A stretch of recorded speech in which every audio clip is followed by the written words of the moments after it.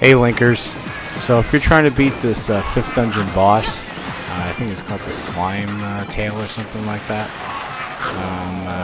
the way to beat him is you gotta use your hook shot. And I just kind of hugged this wall, and I didn't go to side to side. I just hugged the wall, stay away from his tail, and waited for him to come to my side. And you hook shot him when he's opening his mouth.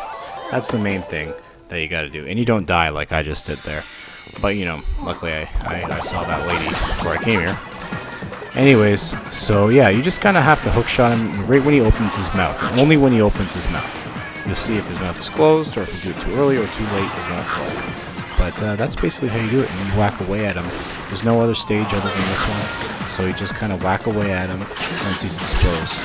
Try to stay back as far as you can, because the further you pull him out, the longer you'll have to give him a whack. Anyways, if this video helped you, please like it, because liking helps it in the rankings, and please do not subscribe to me.